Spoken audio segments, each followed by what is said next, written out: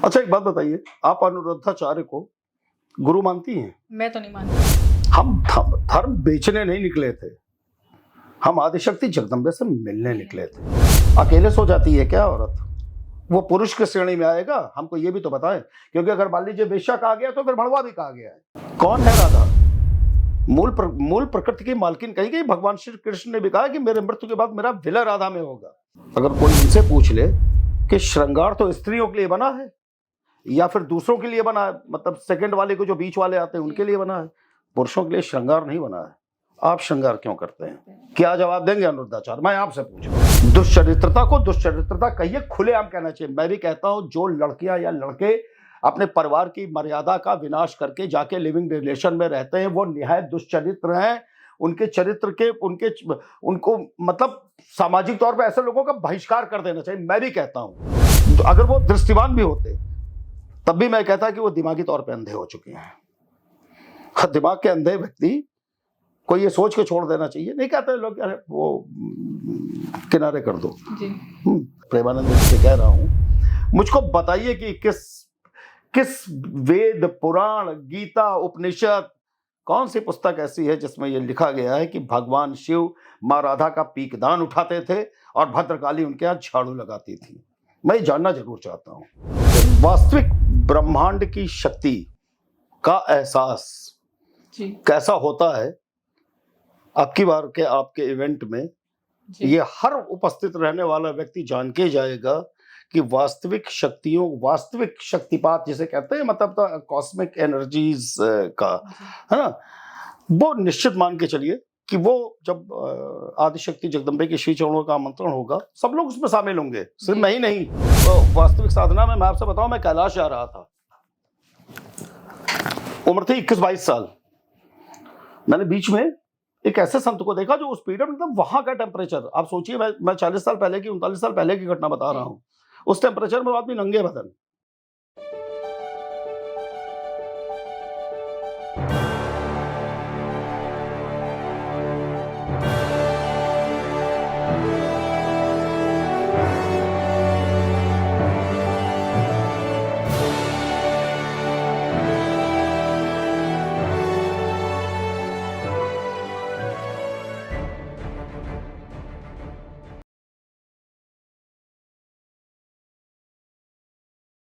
नमस्कार, welcome to another brand new episode of ask official.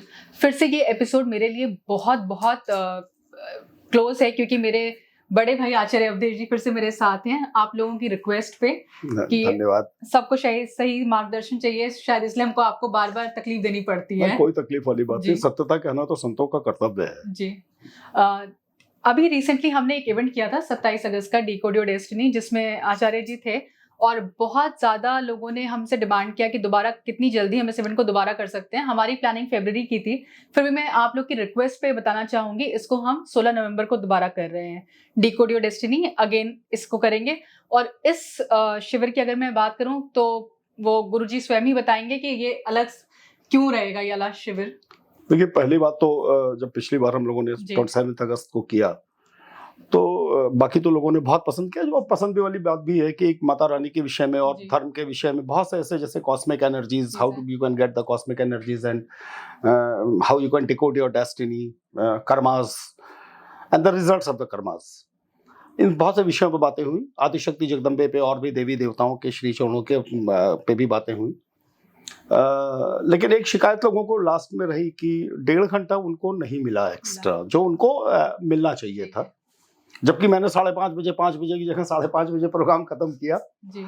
लेकिन बस चूंकि देखिए, एक बात बिल्कुल स्पष्ट जान लीजिए कि हर वो व्यक्ति जो इस बार देश और दुनिया के कोने, मतलब इंडिया के कोने कोने से और दुनिया भर से लोग आए थे।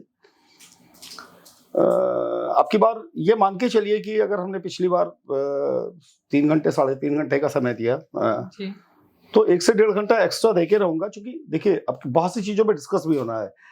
बहुत से लोग, मान लीजिए, कुंडलीज ऐसी होती हैं जिसमें सारे ग्रहों की स्थिति बहुत खराब, कैसे उसको आदमी अपने वो व्यक्ति अपने जीवन में कैसे सफलता प्राप्त करे, आदिशक्ति जगदम्बे की असीम अनुकंपा आप कैसे पा सकते हैं, आदिशक्ति माँ महालक्ष्मी की कृपा कैसे पा सकते हैं, माँ भुवनेश्वरी के स्वरूप का वर्णन, आदिशक्ति माँ षोडशी के स्वरूप का वर्णन, तो अद्भुत है। तो फिर और जिंदगी की समस्याओं का कैसे निदान किया जाए और कैसे मेंटल पीस आप पाएंगे, जिसको लेके पूरी दुनिया परेशान है। तो मेरी इन सारे विषयों पे चर्चा होगी और उम्मीद करता हूं कि वास्तविक ब्रह्मांड की शक्ति का एहसास कैसा होता है आपकी बार के आपके इवेंट में, ये हर उपस्थित रहने वाला व्यक्ति जान के जाएगा कि वास्तविक शक्तियों, वास्तविक शक्तिपात जिसे कहते हैं, मतलब कॉस्मिक एनर्जीज का, है ना, वो निश्चित मान के चलिए कि वो जब आदिशक्ति जगदम्बे के श्री चरणों का आमंत्रण होगा, सब लोग उसमें शामिल होंगे, सिर्फ मैं ही नहीं। तो फिर वो एक अद्भुत क्षण होगा और होके रहेगा इस बार, ये सुनिश्चित मान के चलिए। देखिए, अगर हम अपने उन लोगों के लिए जो हमको फॉलो करते हैं या जो हमको इतना पसंद करते हैं या जो हमारे वजह से दोस्त नहीं, अगर हम उनको कुछ दे नहीं सकते तो फिर फालतू का इवेंट करने से देखिए कोई फायदा नहीं है, मेरा स्पष्ट मानना है ना। हम अपने घर पे आराम से बैठ के अपनी माता रानी की पूजा करें। आप भी अपना इतना बड़ा आपका ऑलरेडी दूसरा व्यवसाय है, आप उसको करिए। लेकिन आपकी बार ये मान के चलिए कि फिर आदिशक्ति जगदम्बे की असीम अनुकंपा हर व्यक्ति लेके जाएगा, ये सुनिश्चित मान के चलिए आप। तो इसके लिए मैं अभी से आदिशक्ति जगदम्बे के श्री चरणों में प्रणाम करता हूँ और चरण स्पर्श करता हूँ। आपका इवेंट बहुत सक्सेस रहे और लोगों के ऊपर भी आदिशक्ति जगदम्बे की कृपा पर से ये सुनिश्चित है कि इस बार ऐसा होना है, ये जान लीजिए। जी, मैं सभी से रिक्वेस्ट करूंगी जिनका जो ऑलरेडी पहले आ चुके थे उनके पास ये मैसेज बहुत जल्दी पहुंचने वाला है कि नेक्स्ट डेट 16 नवंबर की है और रजिस्ट्रेशन का लिंक भी। जी, ये काम आप लोगों का है, आपका और आशीष जी का है। ये मेरा काम नहीं है। ये आप लोग जाने अपने स्तर पे। जी। तो इस चर्चा को आगे बढ़ाते हुए हम जो अभी आज का समाज है, अगर उसके बारे में बात करें, विभिन्न प्रकार के गुरु आ गए, अगर मैं बोलूं तो गलत नहीं होगा ये शब्द। हर कोई अपने आप को गुरु बना के पोर्ट्रे कर रहा है, अपनी ब्रांडिंग कर रहा है। मैं आपसे पर्सनली ये क्वेश्चन करना चाह रही थी, बहुत दिनों से मेरे मन में क्वेश्चन था, तो मैं आपसे पूछना चाहूंगी। जितने भी हम बाबाओं को देखते हैं, गुरुओं को देखते हैं, उनकी साधना के पीरियड की फोटोज हमें जरूर दिखती हैं सबकी। जी, कि उन्होंने साधना ऐसे करी, इस वन में गए और इस पहाड़ पे गए। आपकी कोई फोटो नहीं है? सवाल बहुत अच्छा है। आपको उस पीरियड की हमारी वो फोटोज मिल जाएंगी जो हमारी प्रोफेशनल फोटोज थी। मतलब जब एडवोकेसी से लेके और जुडिशरी तक, मतलब इंडिया के बहुत से स्टेट्स में भी बहुत जाके मुकदमे किए हैं, आपके supreme court, Delhi supreme court तक आया हूँ और गुजरात में तो बहुत बड़ा नाम ही रहा हूँ। लेकिन एक बात बताइए, जब हमने सब कुछ छोड़ के और हम आदिशक्ति जगदम्बे से मिलने निकले तो उनसे कहा था कि यार सुनिए अम्मा, बहुत हो गया, अब या तो आपसे मिलेंगे। देखिए, मैं आपको बिल्कुल स्पष्ट बताऊं कि हो सकता है बहुत से ज्योतिषाचार्य भी इसको देखें तो वो भी कैलकुलेट कर लें कि मेरी तुला लग्न की कुंडली है। तुला लग्न की कारक शुक्र होता है, भाग्य स्थान में बैठा हुआ है, राहु के साथ बैठा हुआ है मिथुन राशि में। 4 ग्रह, बृहस्पति यानी गुरु, सूर्य यानी राजा, मंगल यानी सेनापति और बुध यानी राजकुमार, ये 4 के चारों एक साथ केंद्र में बैठे हैं। शनि अपनी कुंभ राशि में मूल त्रिकोण में बैठा है। चंद्रमा स्वमेव चौथे घर में बैठा हुआ है, केतु तीसरे है। ये हमारी कुंडली का इतिहास है। आज की डेट में मैं भी कह सकता हूं कि एक बहुत अच्छी कुंडली है। तो अब हुआ क्या, मुझे ये लगता था मैंने जिंदगी में जो भी पाया, जो भी, वो आदिशक्ति जब 5 साल की उम्र से, जब मैं 5 साल का था, तो बहुत छोटा बच्चा होता है, तब से मैं उनको प्यार करता हूँ। तो मुझे लगा कि मतलब जैसे हमको जिंदगी में जो मिला वो आदिशक्ति जगदम्बे का दिया हुआ है। जब आप ऊपर जाते हैं तो बहुत से लोग आपके कांटेक्ट में आते हैं, बहुत से अच्छे ज्योतिषाचार्य भी आए, मैं उन लोगों को भी प्रणाम करता हूँ। अब उन्होंने ज्योतिष के हिसाब से जो भी कैलकुलेशन निकाला तो उनको लगता था कि ये सब हमारे ग्रहों का खेल है, कि उन्होंने मतलब ग्रहों की वजह से मैं यहाँ तक पहुंचा। लेकिन मुझे आज ये लगता है कि कहीं ना कहीं उनका कैलकुलेशन रॉन्ग था, क्योंकि सबने हमारी कुंडली देखने के बाद भी, मतलब एक बहुत बड़ा नाम अब दुनिया में नहीं रहे, मैं एक आध बार उनका नाम ले भी चुका हूँ, उन्होंने भी ये नहीं बताया था कि आप बहुत जल्दी सब कुछ छोड़ के संन्यास के जीवन में जा रहे हैं आप 4.5 साल तक आप भूखे नंगे कह लीजिए, हाँ स्पष्ट शब्दों में आप दुनिया भर में आदिशक्ति जगदम्बे को खोजते हुए मारे मारे फिरेंगे। जी भाई देखिए, ज्योतिष का मतलब तो आप वो भी बताइए ना मेरे विषय में, है ना, कि वो तो मेरे को भी मालूम है कि मेरी कुंडली में ग्रह बहुत अच्छे हैं, तो मैं रजवाड़े परिवार में पैदा हुआ और राजी हो गए, तो अब ये क्या है भाई? आप वो पीरियड आज तक कोई कैलकुलेट कर नहीं पाया, आप इस बात को जान लीजिए, मतलब बिल्कुल स्पष्ट। हाँ ये जरूर है कि कई चीजों को देखते हुए मंगल हमारा कुंडली में मार्केश है, और शनि की दशा में चूंकि मार्केश और प्रबल हो जाता है, तो लोगों ने इंदुनाथ मिश्रा जी, स्वर्गीय श्री इंदुनाथ मिश्रा जी को उनको प्रणाम करता हूँ, उन्होंने भी एक सही कैलकुलेशन किया कि 54 वर्ष की उम्र में मृत्यु हो जाएगी, ये पीरियड जब आएगा, तो मतलब एकदम आप इस बात को जान लीजिए। लिखा भी है, दिखा देंगे आपको पूरी, इतनी बड़ी वाली कुंडली है वो फोल्डिंग वाली। जी लेकिन देखिए, प्रेडिक्शन तो फिर सबका गलत हो गया, हम आपको बिल्कुल साफ बता रहे हैं। तो आप एक बात बताइए, जो आदमी नंगा भूखा खंडराव में 10-10 घंटे 12-12 घंटे पूजा कर रहा है, हिमालय के नोमैन लैंड्स पे टहल रहा है, खुद का उसको भरोसा नहीं कि वो जिंदगी जिएगा कि मर जाएगा, माता भाई अगर नहीं मिलते तो मर चुके होते। तो आप ये बताइए, फोटोग्राफी कराने के लिए गए थे, या आपको क्या लगता है कि जैसे वो एक बाबा हैं, उनसे मेरी देवप्रयाग में मुलाकात हुई थी, वो कैलाश वाला से लौट रहे थे, वो कैलाश की फोटो मतलब एक बार जिंदगी में कैलाश गए होंगे तो उसकी उन्होंने 150 फोटो डाल के ये बता दिया कि मतलब शिव के उनसे बड़ा कोई साधक नहीं है। मेरी देवप्रयाग में मुलाकात हुई तो मैंने उनसे कहा था कि मित्र, शक्ति के बिना आपके शिव भी कुछ है नहीं, ये बात जान लीजिए। तो अब वो मार उनके 150 फोटो, और भी जिन लोगों ने, देखिए हुआ क्या, जिन लोगों को शायद जीवन में बाबागिरी करनी रही होगी, या क्या कहते हैं उसको, रिलीजियस कॉर्पोरेट का हिस्सा बनना रहा होगा, उनको तो फोटो की जरूरत है। मुझे रिलीजियस कॉर्पोरेट का हिस्सा न बनना था, न बनना है, और न बनना होगा, क्योंकि मैंने अपने एजुकेशन, अपने परफॉर्मेंस और आदिशक्ति जगदम्बे के आशीर्वाद से पता नहीं कितने कॉर्पोरेट्स, पॉलिटिकल कॉर्पोरेट्स की भी बात कर रहा हूं, उस समय अपॉइंटमेंट लेके मिलते थे जब मेरी उम्र 24-25 साल थी, है ना, और ब्यूरोक्रेट्स की भी बात कर रहा हूं।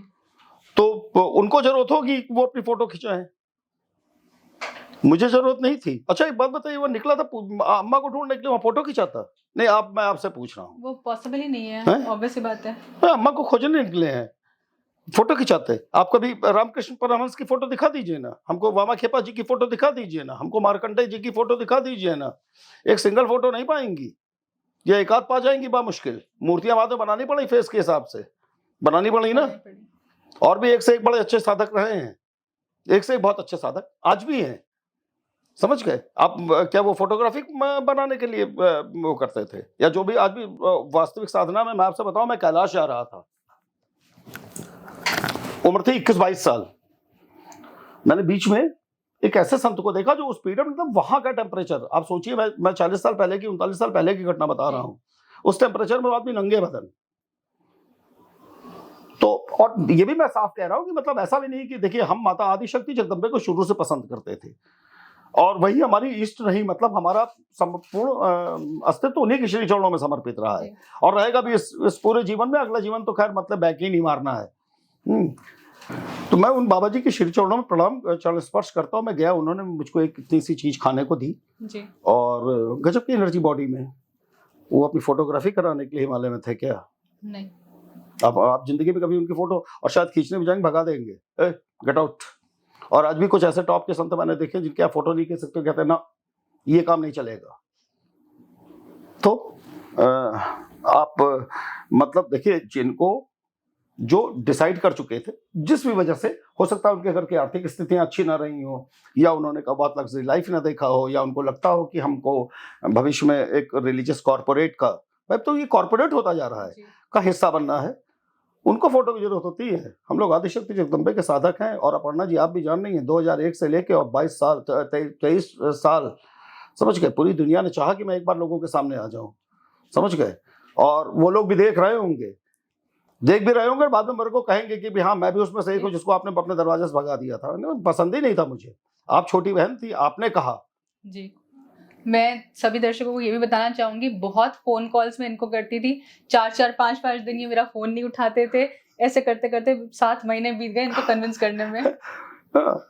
अच्छा, शायद आप देखिए छोटी बहन न होती। देखिए, मैं आदिशक्ति जगदम्बे का साधक हूँ। मैं स्त्री जाति का बहुत सम्मान करता हूँ, नारी शक्ति का बहुत सम्मान करता हूँ। अगर आपकी जगह अगर आशीष जी ने मुझसे कहा होता कि आप कर लीजिए, तो हम आशीष जी से कहते कि भाई फोन रखो, हम ये सब काम नहीं करते, मुझे पसंद नहीं है, मैं अपनी माता रानी के साथ खुश हूँ। हमको फोटोज की क्या जरूरत थी? हमको एक बात बताइए ना, क्या जरूरत थी फोटोज की? ये आपने बहुत सही चीज बोली। और वो छोड़िए, ललितपुर में पृथ्वी का पहला नवाण यज्ञ कोई कर नहीं पाया आज तक। कि नवाण यज्ञ मतलब नवाण मंत्र 2,51,000 कंटिन्यूअस चले हैं, 4 दिन में कंप्लीट हुए। और 2-2 के पार्ट में 3 लोग थे जो 8-8 घंटे पढ़ते थे, और साथ में देवी भागवत 6 घंटे। अभी आपको भी वो लोग बता के गए कि कितने घंटे बाद में 1 घंटे वो करके, फिर उसके बाद मैंने नदी में खड़ो के प्योरिफिकेशन ऑफ द मंत्रास किया है, फिर अगले दिन यज्ञ किया है। अभी बताइए, मैंने वो फोटो तक बहुत नहीं डाले जो फोटो थे। अब लोगों ने फोटो खींचे, वो बने, इवन उसका पूरा वीडियो बना था, उसका वीडियो भी मेरे पास पूरा पड़ा हुआ है, हमने आज तक पोस्ट नहीं किया। हम धर्म बेचने नहीं निकले थे, हम आदिशक्ति जगदम्बे से मिलने निकले थे। इस बात को जान लीजिए। मैं देख रहा हूं, मैं कभी मैंने माता रानी के पॉडकास्टों में माँ काली के कुछ मंत्र, ओम जयंती मंगला काली भद्रकाली कपालिनी दुर्गा क्षमा शिवा धात्री स्वाहा सुधा नमोस्तुते, जय त्वम देवी चामुंडे, जय भूतार्ति हारिणी, जय सर्वगते देवी काल रात्रि नमोस्तुते, इन मंत्रों का जाप किया। सर्व मंगल मांगल्ये शिवे सर्वार्थ साधिके शरण्ये त्र्यंबके गौरी नारायणी नमोस्तुते, इन मंत्रों का जाप किया।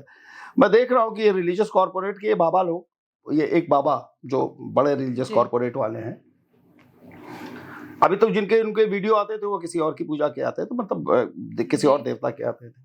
अभी मैंने उनका लेटेस्ट देखा, बहुत हंसा कि शायद हमारा वो देखने के बाद उनको लगा होगा कि हाँ, तो वो फिर माता रानी का मंत्र, ये अलग बात है कि उनको कंठस्थ नहीं हो पाया, वो फंसने लगे जरा इन मंत्रों का जाप करते हुए।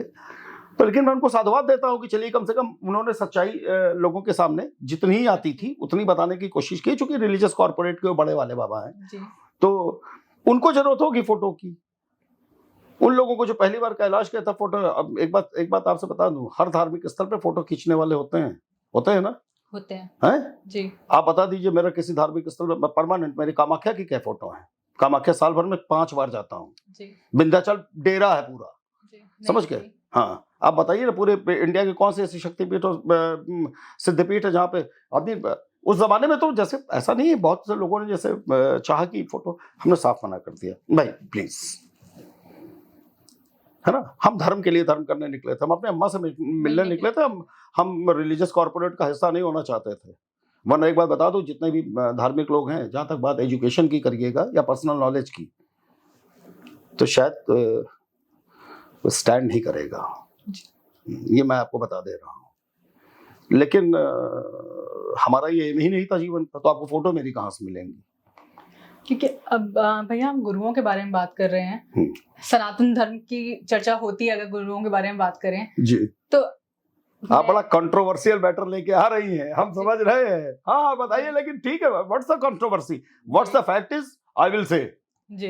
तो सनातन धर्म को प्रचार प्रसार करने में इनकी कहाँ भूमिका रह रही है? ये तो फिर अपना ही धंधा चला रहे हैं, अगर मैं इन शॉर्ट कहूँ। एक छोटा सा सेंटेंस मैं आपको कोट भी करना चाहूंगी, नाम लेके कोट करना चाहूंगी। अनिरुद्धाचार्य जी के यहाँ हम अपना इन्विटेशन देने गए थे लास्ट इवेंट का, अच्छा, और हमने बोला था पॉडकास्ट के लिए भी उनको रिक्वेस्ट किया था। उनके जो लोग हैं उन्होंने बोला, क्या आपका चैनल 1 मिलियन से ऊपर का है? हमने बोला नहीं है। उन्होंने बोला 1 मिलियन कर लीजिए, उसके बाद गुरुजी पॉडकास्ट दे देंगे। ये गुरुओं की स्थिति है आज के समाज की। मैं आपको फैक्ट बता रही हूँ जो मैंने फेस की है, इसीलिए मैं मतलब बाकायदे नाम लेके बता रही हूँ, क्योंकि उनके यहाँ से हमको ये मैसेज मिला है। अच्छा, एक बात बताइए, आप अनिरुद्धाचार्य को गुरु मानती हैं? मैं तो नहीं मानती। वो एक कथावाचक है। एक कथावाचक क्या, गुरु हो ही नहीं सकते? हाँ, कथावाचक है। तो पहले आप ये बताइए, कथावाचकों की बात कर रही हैं जी कि आप धर्म गुरुओं की बात कर रहे हैं? देखिए, पहले तो स्पष्ट देखिए, 2 चीजें अलग अलग जान लीजिए। वो एक कथावाचक हैं जी, ठीक है, कथा से पैसा कमा के, और कुछ ऐसे बयान भी उनके आए, भद्दी टिप्पणियां आई, अभी आता हूँ, उस पर भी आता हूँ जी। अपने चैनल को हिट कराना या पैसा कमा के, ठीक है, वो वृद्धाश्रम चला रहे हैं, गौशाला चला रहे हैं, भोजन की व्यवस्था कर, अच्छी बात है, मैं उनकी सब चीजों की तारीफ करता हूँ, बहुत अच्छी बात है। लेकिन आप उनको गुरु कैसे कह सकती हैं? वो धर्म गुरु नहीं है। आप उनका एक वीडियो देखिए, एक बहुत बुजुर्ग ने इनको मतलब इन्हीं की किसी प्रोग्राम में बड़ा जलील किया था, वो राधा जी के मैटर को लेके, बहुत मतलब बहुत, है ना। तो देखिए वो कथावाचक हैं, आप उनको गुरु की श्रेणी में नहीं, आप गुरु की श्रेणी में आप रखिए ही मत। बट उनका कुछ कहा हुआ शब्द थे, अगर हम बात कर रहे हैं अनिरुद्धाचार्य जी के बारे में, तो उन्होंने वैश्याओं के वो शब्द यूज किया था लड़कियों के लिए। देखिए मैं एक मतलब औरत के समाज से ही आती हूँ, मेरे ख्याल से मैं एक माँ भी हूँ, कोई भी औरत उस कृत्य को तब करेगी जो बहुत बड़ी मजबूरी होगी उसके जीवन की। देखिए पहली बात तो एक बात मैं भी आपसे स्पष्ट बता दूं, देखिए लिव इन रिलेशनशिप का मैं भी विरोध करता हूं जी, क्योंकि अच्छे घर की लड़कियों के लिए बहुत खराब चीज है जी। लेकिन जिन शब्दों का उन्होंने, देखिए उनका जो उन्होंने जो ये बोला कि लिव इन रिलेशनशिप में नहीं रहना चाहिए, यहां तक तो ये बात तो प्रेमानंद जी ने भी बोली है, है ना। लेकिन जिस शब्द का उन्होंने प्रयोग किया वेश्या, तो पहले तो अनिरुद्धाचार्य को खुद ये जानना चाहिए कि आदिशक्ति जगदम्बे की नवरात्र में जितनी भी मूर्तियां बनती हैं, वेश्या के यहां से मिट्टी आती है, समझ गए। और वेश्या कहते किसे हैं, किसी दिन वो सामने बैठेंगे तो उनको हम वेश्या की परिभाषा बता देंगे कि वेश्या कहते किसे हैं। और अगर जिस आज की डेट के अगर उनको मान लीजिए नहीं इतना ही नॉलेज अगर है, तो अब वेश्या, देखिए वेश्या वो भी होती हैं जो मजबूरी में अपने परिवार का पालन पोषण करने के लिए जिस्म फरोशी करती है, वो भी वेश्याएं होती हैं, वो वेश्याएं होती हैं। आपने एक दुष्चरित्रता, अच्छा एक बात बताइए, अगर मान लीजिए स्त्री को उन्होंने इस तरह के शब्द कहा, अकेले सो जाती है क्या औरत?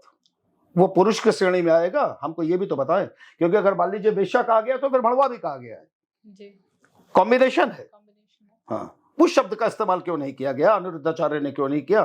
किस तरह के स्त्री से भड़वे हैं, इनको आप अपने साथ में खड़ा ना होने दें, ये नहीं बोला जाना चाहिए था। बोलना चाहिए। समाज का ठेका सुधारने का केवल स्त्रियों को, पुरुष क्या करें? नहीं बताइए, वो बिगाड़ते रहेंगे। नहीं ना ना ना ना, देखिए आप एक बात अच्छी तरीके से समझ लीजिए। पहली बात तो ये बिल्कुल असभ्य और बिल्कुल ही आपत्तिजनक भाषा है जी। आप दुष्चरित्र कह सकते तो दोनों को, आप स्त्री को भी दुष्चरित्र कहें, भाई दुष्चरित्रता हम भी कह रहे हैं, दुष्ट ये भयंकर दुष्चरित्रता है, लेकिन दोनों कर रहे हैं, स्त्री भी कर रही है और पुरुष भी कर रहा है। तो इस चीज के ये दुष्कर्म के दोनों बराबर के भागी है कि नहीं है? एक ही को लेबल नहीं करना है। आपने एक को लेबल कैसे कर दिया? क्यों?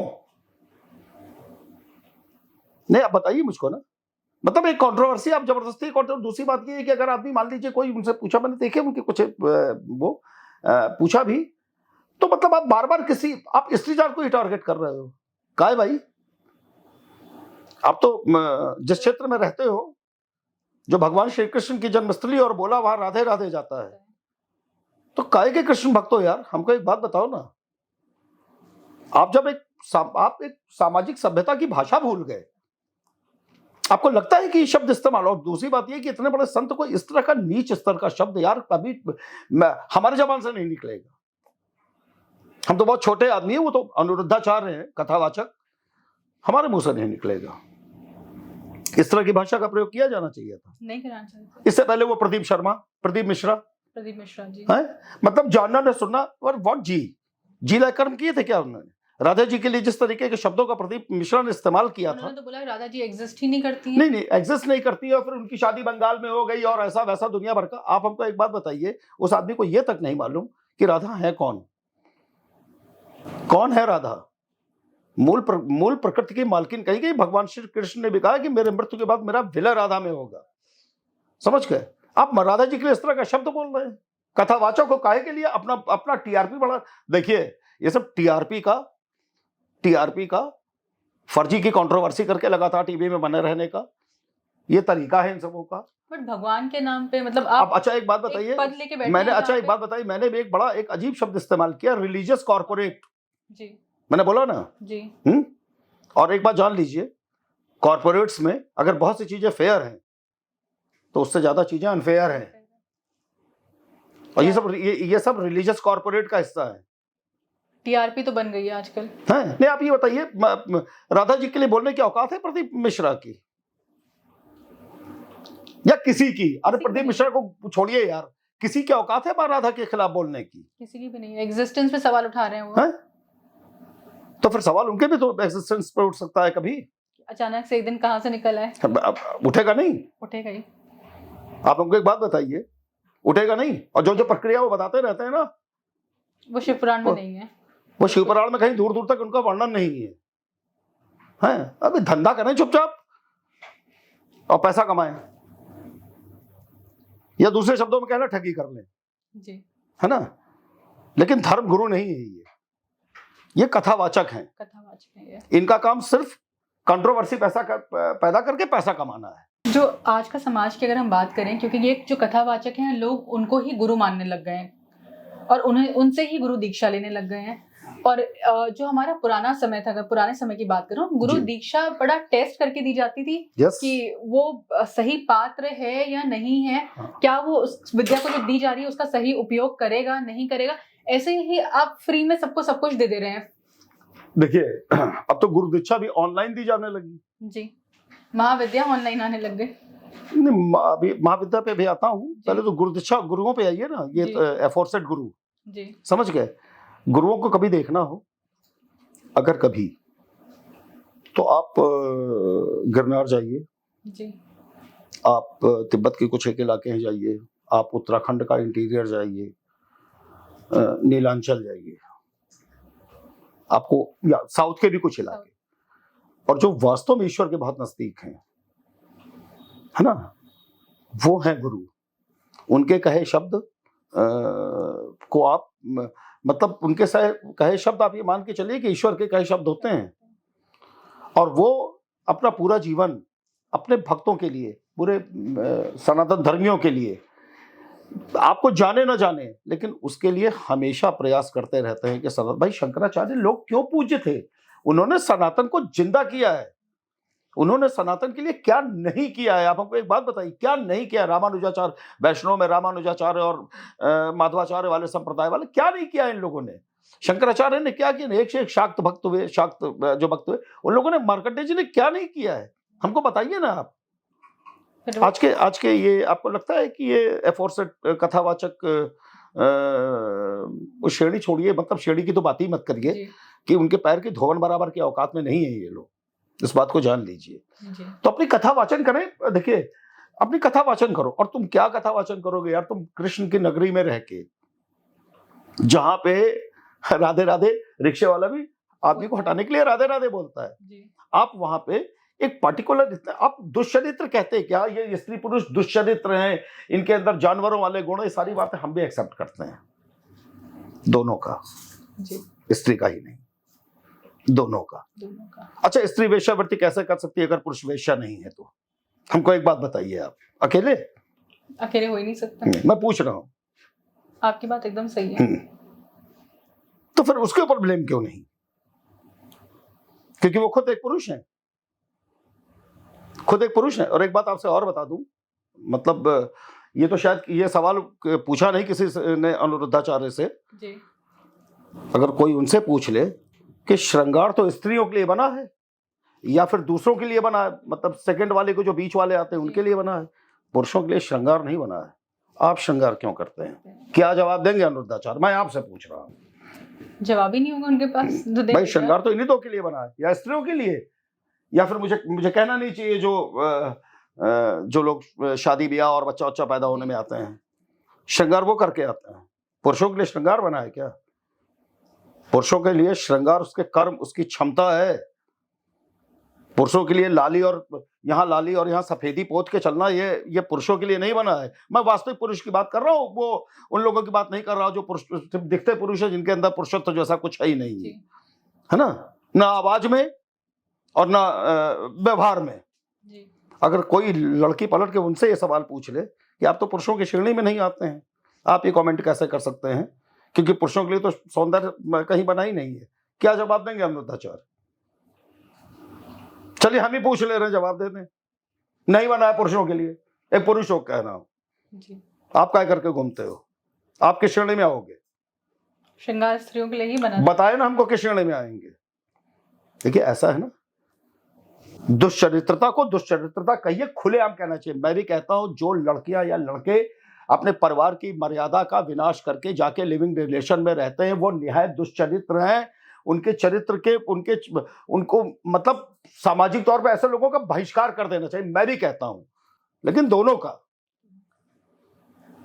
है ना। और एशिया वेश्या शब्द, इस तरह के शब्दों का इस्तेमाल कभी नहीं किया जाना चाहिए। देखिए प्रेमानंद जी ने भी विरोध किया कि 4 से 5 ही % लड़कियां बहुत फेयर हैं। तो फिर 4 से 5 ही % लड़के भी तो बहुत फेयर होंगे, बाकी 95 कहां गए? तो अगर मान लीजिए एक पति उम्मीद करता है कि उसकी पत्नी बहुत फ्रेश और फेयर मिले, तो एक पत्नी उम्मीद नहीं करती कि उसका हस्बैंड बड़ा फ्रेश और फेयर होना चाहिए। मतलब एक ही साइज का एक्सपेक्टेशन है। और आप राधा जी की श्री चरणों की पूजा कर रहे हैं। मैं भी राधा जी के राधा के, और सुनिए इन लोगों से, दोनों से उम्र में बड़ा हूं, रामानुजाचार्य संप्रदाय का हूं। माधवाचार्य जी 13 साल की उम्र में हमको लेके गए थे और मैं तब से भगवान 6 साल की उम्र से व्रत रहता रहा हूं भगवान श्री कृष्ण के जन्माष्टमी का। तो मुझे कोई राधा जी और भगवान श्री कृष्ण की परिभाषा ना बताए, मैं ये परिभाषा दुनिया में सबसे अच्छी जानता हूं। आप स्त्री देखिए, किसी भी व्यक्ति ने अगर जिसने स्त्री को ब्लेम किया उसको पुरुष को ब्लेम करना चाहिए था, वो कोई हो। अगर उन्होंने पुरुष को सेव किया है तो मैं उन लोगों के वक्तव्य का खंडन करता हूं और ये कहता हूं ये एक तरफा है। और डोमिनेशन, ये जो मैन डोमिनेशन है ना, ये चले वाले का नहीं, हम बता दे रहे हैं आपसे, है ना। क्योंकि जब यही मैन का जब डोमिनेशन, तो फिर काहे चले जाते हो आदिशक्ति जगदम्बे के श्री चरणों में जब हर जगह से हार जाते हो? तो then keep your man domination ना, तब रखो ना। तो अपर्णा जी ये सब टीआरपी का धंधा है ना, और ये गुरु नहीं है। ये गुरु नहीं है। गुरु इस तरह के निम्न शब्दों का, नीच स्तर के शब्दों का, गुरु के लिए स्त्री हो या पुरुष सब समान है। सब समान है, गरीब हो अमीर सब समान है। वो है गुरु जिसने बंटवारा कर दिया, किया ना। यहां से बैक करिए आप, मैं चलता हूं महाभारत काल में, द्वापर में गुरु द्रोणाचार्य पुरस्कार दिया जाता है।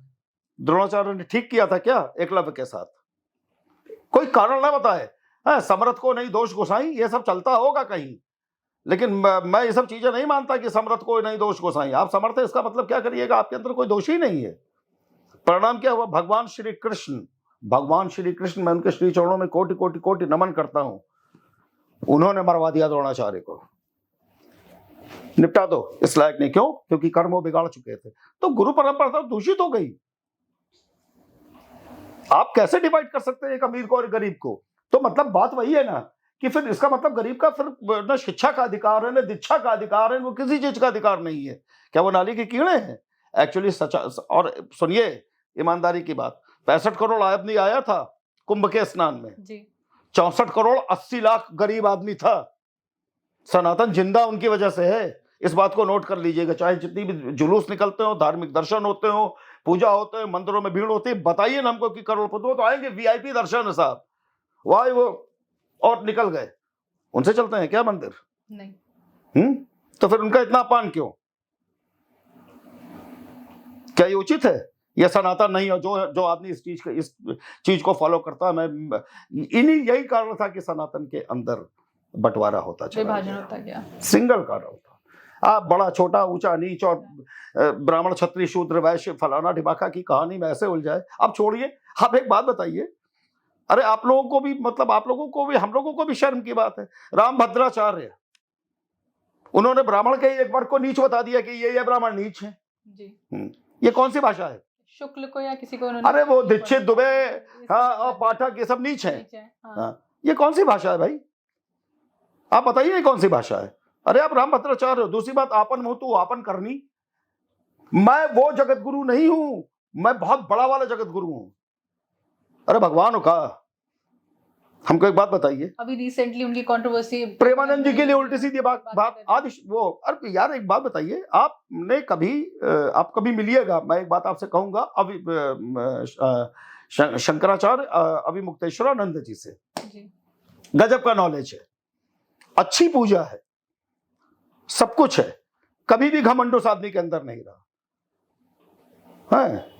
तो फिर तो बात वही हो गई यार कि फिर को नहीं यस जन्मा जग माई प्रभुता पाई ताई मत नहीं। और मैं तब से जानता हूँ ये क्या नाम है रामभद्राचार्य जी को। मैं रामानुजाचार्य संप्रदाय से हूँ। 12-13 साल का था जब से राउटी लगती है, हमारे पिताजी की भी लगती थी प्रयाग में जी। तब से जानता हूँ रामभद्राचार्य को कि वो रामानुजाचार्य संप्रदाय में रामानंदा वालों के यहाँ, माधवाचार्यों के यहाँ है, इन सब के यहाँ जाके क्या करते थे, मतलब जाके किस तरीके से इनका जीवन यापन होता था, मुझे मैंने अपनी आंखों से देखा। तो मुझे कोई कहानी ना बताया कि कौन वो जगत गुरु से बड़ा ब्रह्मांड गुरु शंकराचार्य ब्रह्मांड गुरु हो गए हैं, कहानी ना बताए। भाषा पे नियंत्रण रख के देखिए, अंधता या विकलांगता ये हमारे पिछले जन्म के कर्मों का प्रारब्ध है। हम इस पर कोई कमेंट नहीं करते, वो हमारे लिए बहुत सम्मानित है। लेकिन जो आदमी सब कुछ अगर वो दृष्टिवान भी होते तब भी मैं कहता कि वो दिमागी तौर पे अंधे हो चुके हैं। दिमाग के अंधे व्यक्ति को ये सोच के छोड़ देना चाहिए। नहीं कहते लोग अरे वो किनारे कर दो जी। लेकिन उनको कम से कम जिस गद्दी बैठे कम से कम भाषा पे नियंत्रण रखिए भाई। अहंकार शायद बहुत ज्यादा बढ़ गया। नहीं अहंकार मतलब आप क्या बात कर रहे हैं, मतलब आपको आप सोचिए आप बोल क्या रहे हैं। अरे आप मतलब आप पहले तो ब्राह्मण क्षत्रिय वैष्णव वो क्या नाम है वैश्य शूद्र बांटे, अब आप ब्राह्मण बांट दीजिए। कौन है आप धर्म गुरु हैं। उनसे ये एक्सपेक्टेशन करना मतलब रखना बहुत निम्न स्तर की बात है कि वो विभाजन करें। प्रेमानंद जी बहुत अच्छे आदमी है, लेकिन हमको देखिए, हम प्रेमानंद जी की एक बात बताएं। जिस समय प्रदीप मिश्रा ने राधा जी के लिए अपशब्द बोले थे, मैंने एक वीडियो देखा था प्रेमानंद जी का। मैं चाहता हूं कि मेरा ये वीडियो प्रेमानंद जी तक जाए और वो भी इस बात को चूंकि वो राधा जी के बहुत अच्छे भक्त हैं तो वो असत्य नहीं बोलेंगे, मैं उम्मीद करता हूं। उनका एक वीडियो देखा था जिसमें उन्होंने कहा था गुस्से में लाल, ठीक है इष्ट का अपमान हुआ है, गुस्सा होना स्वाभाविक है, लेकिन उन्होंने एक शब्द बोला था, मैं उनकी बहुत इज्जत करता था। उम्र में छोटे हैं ठीक है, लेकिन मैं उनकी बहुत इज्जत करता था, बचपन से संन्यास लिए हूं।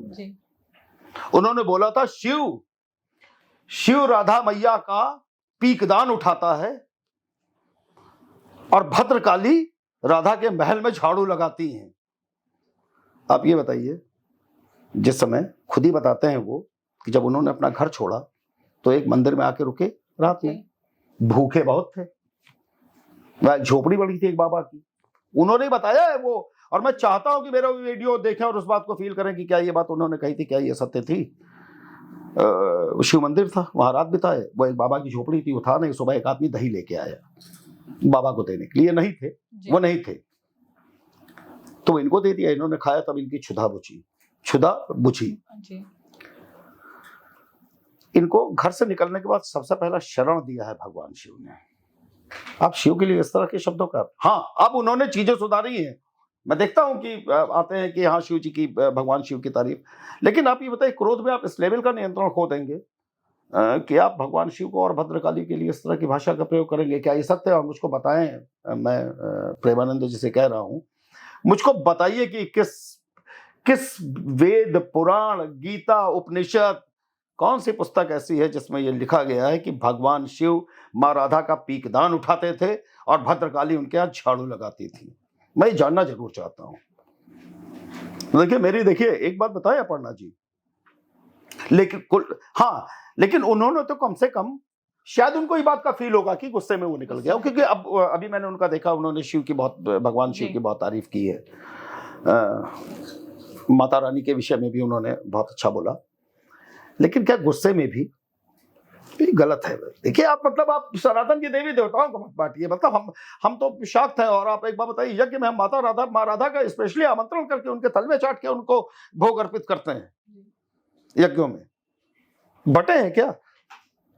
नहीं। खुद अम्मा कहती हैं कि अहम ब्रह्मा अहम विष्णु अहम शिव स्वरूपते, अहम काली अहम लक्ष्मी अहम सरस्वती स्वरूपे स्थिता, मैं सब तो वही है। आप उनके लिए ऐसे शब्दों का प्रयोग करें, अच्छी बात नहीं है ना। और कभी अगर मान लीजिए मुलाकात हुई उनसे तो हम लोग बैठ के चर्चा करेंगे कि कौन है कृष्ण और कौन है राधा, जिसके लिए उन्होंने इस शब्द का प्रयोग किया। कोई अंतर नहीं है दोनों में, है ना जी। इस विषय पे भी हम लोग बात करेंगे और मैं चाहता हूं कि मेरा वीडियो लोग सुनाएं उनको कि आपने इस तरह की बात की थी। और वो राधा जी के भक्त हैं, भले उन्होंने वीडियो डिलीट कर दिया, लेकिन वो मेरी बात को स्वीकार जरूर करेंगे। अगर वो वास्तविक भक्त हैं तो पक्का स्वीकार करेंगे कि हाँ गुस्से में ही सही, लेकिन उन्होंने बात कही थी। अब हम बात करते हैं इस चर्चा को आगे बढ़ाते हुए, जैसे कि हमने बात करी कॉर्पोरेट गुरुज के बारे में, जी। रिलीजियस कॉर्पोरेट के बारे में। ये वाले जो गुरु होते हैं ना, थोड़ा सा मैं इनके बारे में ये जरूर बोलना चाहूंगी, ये आम आदमी की रीच से थोड़ा बाहर होते हैं। देखिए, बात रीच की नहीं है। अब बात यह है कि हमने, देखिए आप रीच, ठीक है, पहली बात तो गुरुओं का कर्तव्य ये है कि अगर आप कोई सभा कर रहे हैं, जी यार आपसे मिलने देश दुनिया से आदमी आया है, जी और अगर वास्तव में आप एक साधक हैं तो you are a positive power energy centre, जी है ना। ईश्वर से आप कनेक्ट है। अब भगवान शिव के साधक हैं, भगवान श्री राम के साधक हैं, भगवान श्री कृष्ण के साधक हैं, या माता रानी के साधक हैं, गणेश भगवान के साधक हैं, बजरंग बली के साधक हैं, अगर वास्तविक साधक हैं, या माँ राधा के साधक हैं, आप एनर्जी सेंटर हैं, है ना। जी यू आर डायरेक्टली कनेक्टेड, मतलब आप समुद्र से जुड़ी हुई नदी हैं। अगर छोटी मोटी लेक अगर आपको टच कर लेती है तो आपका पानी खत्म हो जाएगा क्या? नहीं। क्यों भागते हैं लोगों? पूछना चाहता हूँ, काहे भागते हैं? स्पर्श से क्यों भागते हैं? नहीं बताए ना मुझको, क्यों भागते हैं स्पर्श से? कि उनकी नेगेटिव एनर्जी हमको चिपक जाएगी, हमारी पॉजिटिव एनर्जी चली जाएगी। इसका मतलब आपके अंदर संपूर्णता अभी तक आई नहीं है ना। किसी के ऊपर हाथ रख के आशीर्वाद दे देने से स्पर्श चिकित्सा है, स्पर्श चिकित्सा है जी है। अगर आप रख देंगे आप छोटे नहीं हो जाएंगे। अब हो सकता है आपके पास 100 ही रुपया हो और पता चला कि आपने 5-5 रुपया करके बांटा, 20 में निकल गया, आप खुद ही जीरो हो गए, तो यार आप भाई या तो आप इसी वजह से भाग रहे हैं। आप देखिए, मैंने अपना प्रोग्राम करके निकला था, मैं पूरे एक एक व्यक्ति से मिला, 200-250, जबकि हमसे भी आप लोगों ने भी कहा कि भाई बाउंसर्स लाएंगे, आप निकल जाइएगा। मैंने कहा मिलूंगा सबसे, और जिस दिन 10 लाख की भीड़ में होऊंगा ना, उस दिन भी मिलूंगा, चाहे 6 घंटे लगे, चाहे 7 घंटे लगे। और मिला हूँ। ललितपुर में प्रोग्राम किया था, लाखों की भीड़ थी, कोई ऐसा नहीं था जिसके बीच से मैं नहीं निकला हूँ, है ना। देख लीजिए ना, फोटोज भी पड़ा, अब तो उस पर वेबसाइट पे पड़ी हुई है, मतलब किस लेवल की भीड़ है सबके बीच में। जी क्यों भागता है आदमी? यार एक बात को समझिए, जो भी कॉर्पोरेट से लेके कहीं का भी धर्म गुरु बना बैठा है ना, भक्तों से भगवान है, भक्तों से भगवान भी कहे जाते हैं कि भक्तों से भगवान है ना। तो फिर गुरु तो यार किसी श्रेणी में ही नहीं है। और ये बार बार ये सुनाना लोगों को, पुरानी कहावत, गुरु गोविंद दो खड़े काके लागो पाओ, बलिहारी गुरु आपकी गोविंदियो बताए, तो पहले गुरु बनना सीख लें। प्रदीप मिश्रा ने जो मैसेज दिया राधा जी के लिए, ये क्या ये सही मैसेज है? अनिरुद्धाचार्य ने जो बोला पूरे स्त्री कौम के लिए, क्या ये सही मैसेज है? गलत मैसेज है। रामभद्राचार्य जो ब्राह्मणों में विभेद कर रहे हैं, क्या ये सही मैसेज है? और एक गुरु दूसरे गुरु के बारे में टिप्पणी कर रहा है, एक गुरु दूसरे गुरु के बारे में टिप्पणी कर रहे हैं। यार मतलब देखिए, मेरी बात को समझिए, अगर ये हाल रहा तो सनातन कहां जाएगा? लेकिन देखिए, इसके बावजूद भी, अभी मैंने बोला ना, अनिरुद्धाचार्य के शब्द खराब थे, लेकिन उनके कर्मों की मैं तारीफ करता हूं जी, है ना। मैं उनके कर्मों की तारीफ करता हूं, बोला कि नहीं बोला? प्रेमानंद जी बहुत अच्छे हैं, ठीक है, गुस्से में निकल गए, भविष्य में क्रोध पे कंट्रोल करना चाहिए जी। नहीं बोलना चाहिए सनातन के किसी देवी देवता के लिए, नहीं बोलना चाहिए, नहीं बोलना चाहिए ना। प्रदीप मिश्रा ने जो बोला, तो यार कम से कम शिव की बात बता रहे हो तो शिव का, यार तुमको शिव का वो मंत्र तक नहीं मालूम जो जिससे रावण ने भगवान शिव को सिद्ध किया था। जरा सा नॉलेज ले लो, लेकिन प्रोफेशनल और टीआरपी बढ़ाना है तो देखिए, प्रोफेशनलिज्म से सनातन को बाहर आना पड़ेगा। इस बात को मैं स्पष्ट बता दे रहा हूं। और अगर मान लीजिए किसी की कोई बात किसी को बुरी लगती है तो उसको कॉल करके कह सकता है कि गुरुदेव भाई, उम्र का लिहाज जरूर करना चाहिए, भाई सनातन है, ये आपकी भाषा अच्छी नहीं लगी थी, जरा सा ये सुधार लीजिएगा, है ना जी। पब्लिक मंच पे टिप्पणी नहीं करनी चाहिए। और अभी मैं किसी के पब्लिक मंच पे किसी के खिलाफ टिप्पणी नहीं कर रहा हूं, मैं इन सबका सम्मान करता हूं, लेकिन इनके शब्दों को मुझे अच्छे नहीं लगे। एक ही जब हमने कुंभ देखा था, उसमें नया कल्चर देखा, हीरो हीरोइंस का किसी पर्टिकुलर मतलब धर्म गुरु के उसमें जाना, मतलब जो भी उनका रहता है, जहाँ वो रहते हैं वहां जाना, खाली एक लिमिटेड लोगों की रीच उन तक है, नॉर्मल इंसान की रीच नहीं। जो कि मैंने पहले आपसे फिर से कहा, ये स्टार्स वहां जाते हैं, उनको सारा दर्शन मिल जाता है, एक आम आदमी को दर्शन नहीं मिलता। मैंने आपसे क्या बोला? हमने अगर सनातन को, मेरे जैसे व्यक्ति ने जिसने इतना सुपर हाई प्रोफाइल लाइफ पे लात मार के और 4.5 साल तो मतलब भूखे नंगे का जीवन जिया, तो अगर अम्मा ने मिलती तो शायद निपट ही गया होता। हमने रिलीजियस कॉर्पोरेट बोला है, जी।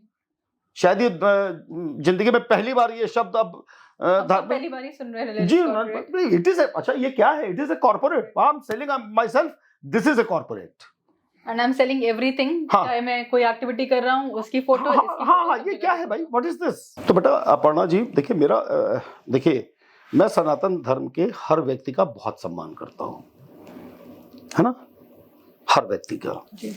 लेकिन जिस तरह की भाषाओं का प्रयोग हो रहा है, इस तरह की भाषाओं का मैं पुरजोर खंडन करता हूं। और फिर जिसको भी लगता है कि पब्लिक उस पर बैठ के हमसे मतलब उस पर बैठ के बात हमसे करना चाहते हो, भीड़ में बात करना चाहते हो, उनके मंच में आ जाता हूं, चाहे वो अनिरुद्धाचार्य हो या प्रदीप मिश्रा या रामभद्राचार्य जी जिन्होंने बांटा है, जी। बैठ के बात कर लें। अब वो प्रेमानंद को बता रहे कि उनको संस्कृत नहीं आती। अच्छा जिसको संस्कृत, वामाखेपा को तो एक शब्द बोलने नहीं आता था, माता रानी मिलने चले आती थे, पैर के धूल बराबर नहीं है रामभद्राचार्य वामाखेपा के, ईमानदारी की बात बता रहा हूं आपसे, समझ गए। तो फिर मतलब आप योग्यता को, आप एजुकेशन को आप जोड़ोगे धर्म से।